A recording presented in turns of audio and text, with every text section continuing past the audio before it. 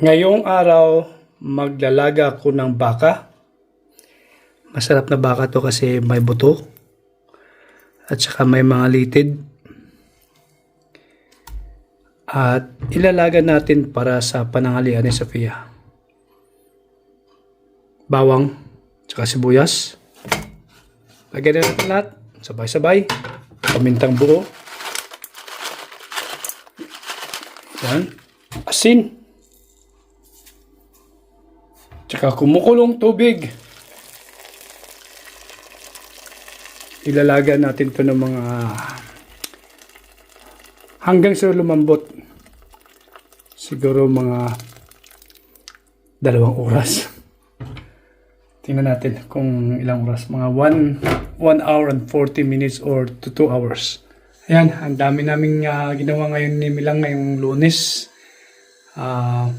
Gumising ako ng maaga, nag-mower, nagtapon ng mga basura, ng mga plastic, ng mga metal. So, dami. So, tandem namin ni Milan ngayong umaga. Talagang paspasan. So, ngayong oras is alas 10 na ng umaga.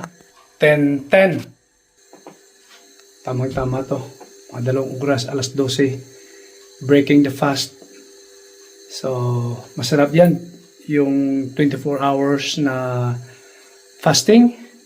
Pag break mo ng fast mo, sabaw ng baka, sarap. Tapos lagyan natin ng broccoli, lettuce, beans, ano yung mga available, mais. Yun, may mais dyan. So, yun. Para pag uwi din ni Sofia, may makain siya na pananghalian. After 50 minutes, lagyan natin ng magic syrup ng check. Ito, magic syrup ng check. Kuharik. Yun.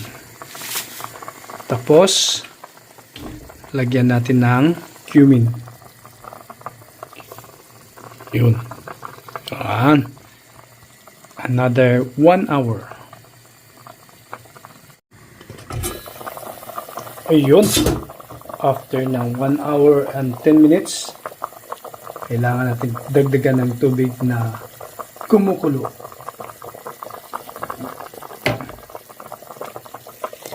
Yun. So another 1 hour, yung talagang malambot na malambot siya. Para pagkainin, swabe. Lagyan natin ng sibuyas dahon. Yun. Medyo malambot-lambot na. Mga 15 minutes to 20 minutes. Wow. Lagyan natin ng patatas. Yun. Nako. Ito ang sinasabi ni Sofia sa akin na meron siyang mais. Kernel lang pala. Wala pala sa cob. Mas masarap yung mais na nasa cob talaga. Yung nasa, tawag ito sa amin sa Bisaya, yung langkayan. Ito, kernel na lang. Anyway, dahil gusto niya yung mais, ilalagay ko to. Ito. Okay na yan. Kasi sabi sa akin, tatay, lagay mo yung put the corn, okay? So, akala ko naman nasa cob pa. Kernel lang pala to. So, okay lang to. Masarap din naman to. Super lambot na nito. Unahin natin itong natirang beans. Yan. Tsaka broccoli. Yun.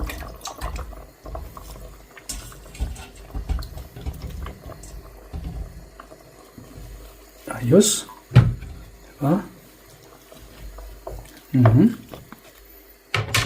Mamaya-maya na to. Okay.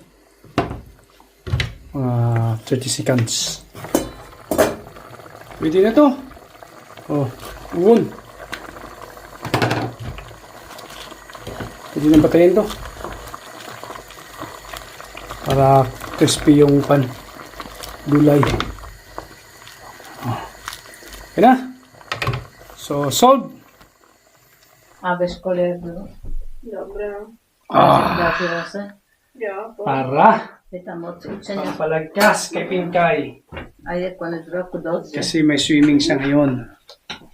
Tapos buduyas. take a bit of rice. Dabra ko. Dobrohot! So, karating lang ni Sophia galing sa school and then she will have lunch and then she will go back to Upaba for her swimming training. Yan, panat gulay Pinkay. Thank you, Dad. Veg is really good for you.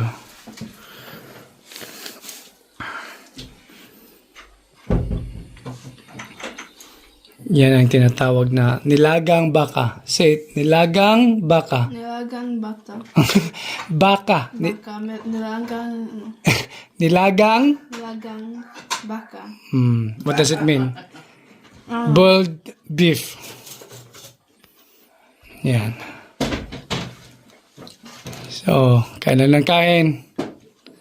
Good taste? It's hot though. Hot? Yeah, because I just cook it. Anyway, I cook it like 10 o'clock and then it's done 12. But I did not add the veg until she was about to come. Then I add the veg when I knew that she was coming. So, yeah. So do you want me to come with you today Why? at swimming pool? Why? If you just want to. If you don't want, then No, I'll be fine. staying. You okay? Mhm. Good. Okay, good.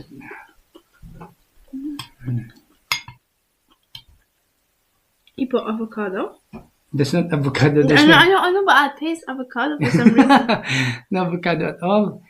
It's I thought that the corn that you bought was on the cob, No. so it's only kernel. You know, it is more tasty if it's in the cob. I don't taste the difference. This is a The fat. meat is tasty. Then you want the fat? Yeah, just leave the pot there if you don't want. I- Just sit aside. But I can't say it. Yeah, just leave it. Yeah, choose the lean meat. Did you have snacks at school? What did you have? Bread, like a sandwich. And then a banana, apple. And that's it. Yeah. Okay. So, si Sophia, at least twice a week or 3 times a week, she always has rice. As long as something like Filipino dish, then much with rice. Otherwise, if she has potato, then it's gonna be check food. It's not gonna be, if it's potato, it's not gonna be automatically check. So what's that then? It's like saying rice food, like, it's like saying rice is Chinese food. It's not Chinese food. No, rice is Asian food.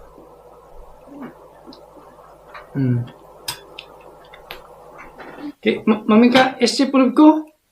Este? Chess? Wow, Maminka's food. Look at Maminka's food. Sweet Maminka, sweet to them. Yeah, Maminka. Maminka's food. Oh, wow, this is Czech food. Czesky obiad. Dobry, you. Dobry moc. Dobry. Ne. Kunic obiad. This pin kayo. There's meat. I'm gonna get you some lean meat. One. Okay, Daddy. Mm-hmm. Yeah. Yeah. Yeah.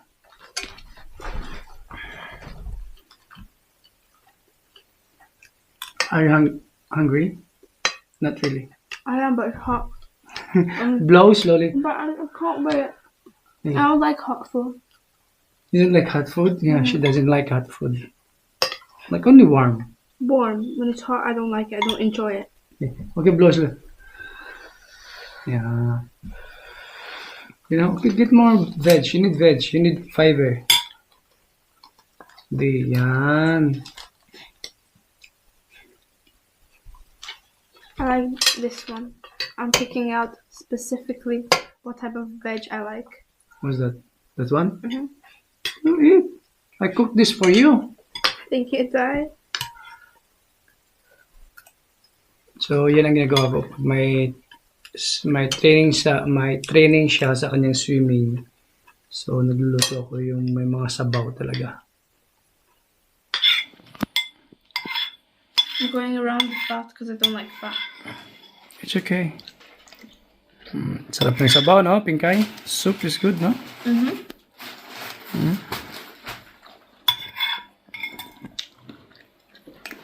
And just enjoy the soup. That makes you strong. Stronger. Yeah. Yeah.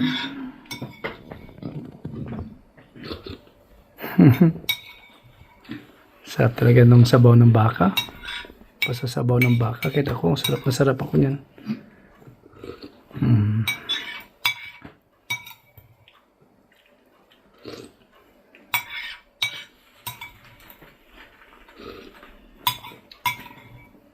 Yeah. Put na mo.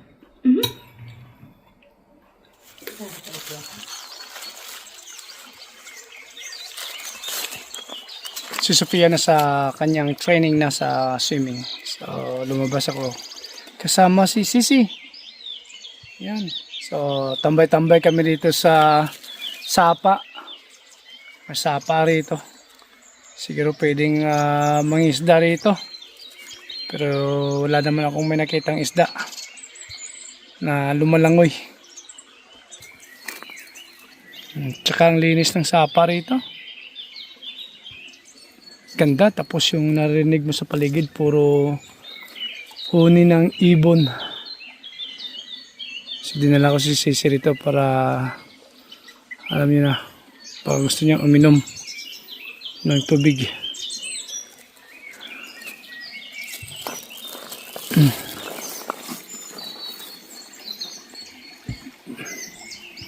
Ganda, sobrang linis ng sapa.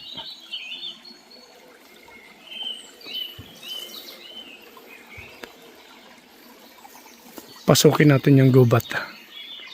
Pero baka may makasalubong tayong usa.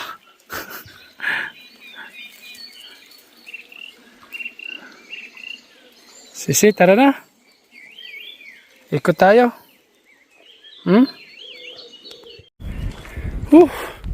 Pasukin natin tong gubat. Pero tingnan nyo yung gubat. Hindi masukal. Diba? Mga punong kahoy lang. Pero pag autumn dito, yung mushroom dyan, ang tawag nito, yung lumalabas na ng kusa. Oh, may daanan naman. Yan. Tingnan natin kung ano ang meron dito. Baka mamaya dito, ma-encounter tayo ng usa.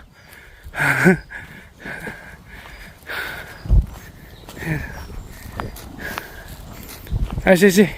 Sa labas, sobrang lakas ng hangin. Pero dito sa loob ng gubat, hindi gaano. Pero malamig. Siguro dahil yung hangin na bablock ng mga punong kahoy.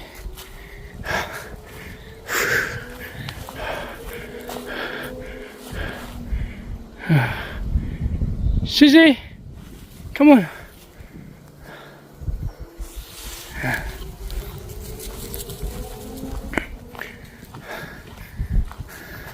Pero kung mag-isa ka lang dito, lumalakad, para na rin creepy. Although, kita mo parang may daanan siya. Parang shortcutan to. Papunta sa kabilang village. Tingnan natin doon sa dulo kung ano to.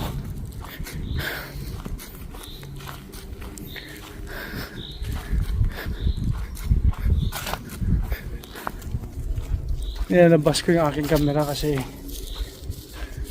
mamaya makasalubong ulit tayo ng usa rito eh.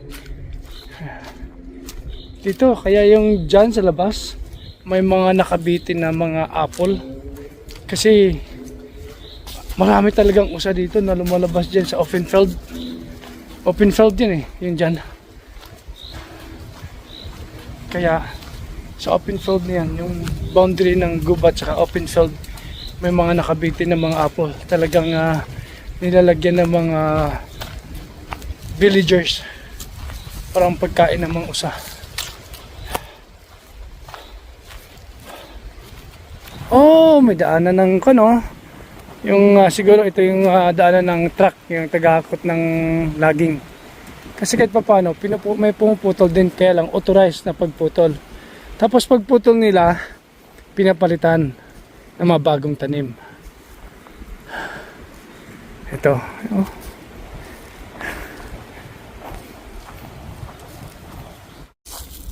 Dito, yung mga punong kahoy, makikita nyo, maliliit pa. Siguro mga ganito, mga 3 taon pa lang ito. Yung mga ganito. 2 taon o 3 taon na mga puno. Ibig sabihin, bagong tanim. Ganyan sila rito. Pag putol, pinapalitan kaagad. By volume din sila magputol dito. Alam ko anong ginagawa nila sa mga logging. Pero hindi yung pinakabayaan na lang yung gubat. Yung pagputol, yung parang pinapabayaan na lang. Hindi. Dito talaga sa Czech Republic pinapalitan.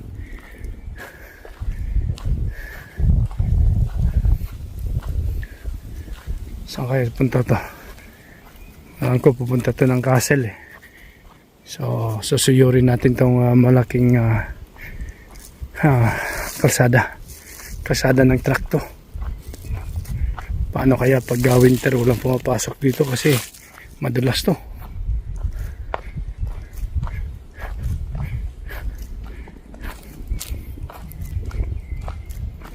Maraming bis na nakakita ng mga wild rabbit dito. Pero baboy damo, hindi pa. Pochem, pochem. May aso tayong makasalubong. Ang dumi doon sa gubat, kaya pagdating namin dito sa bahay, yan, pinaliguan siya. Shower, oh. Shower, sisi. Warm water to, hindi to malamig. Warm. Oh, enjoy, sisi. Yan. Ganun lang yun yung buhay namin dito. Oh, okay. Paliguan ko muna siya ng wasto. Para after nito eh tapos na kagad. Kasi dumi niya. Yung pagpasok namin sa gubat talagang medyo lumusog sa mga muddy na lugar. Oh, tapusin ko lang itong pagpapaligo sa kanya. Okay. Nakaligo na siya. Mabango na siya, mabango. Mabango na. Oh, okay. Napunasan ko na yan siya. Oh, yun. Ayos ba, sisi? Okay. At least mabango ka na naman. Halika, pakumuting kita kasi malamig sa labas, malamig. Kahit mainit sa labas, malamig. Siyempre, dahil bagong ligo, may snacks siya kaagad, oh. Oh, ay. Tago na siya. Diyan niya yung titirahin yung kanyang snacks. Sising ko!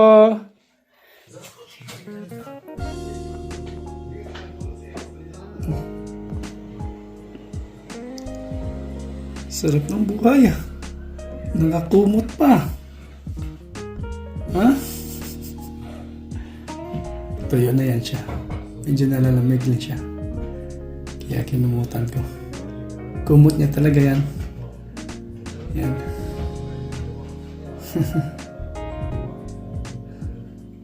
Good life. Diyan ka lang muna.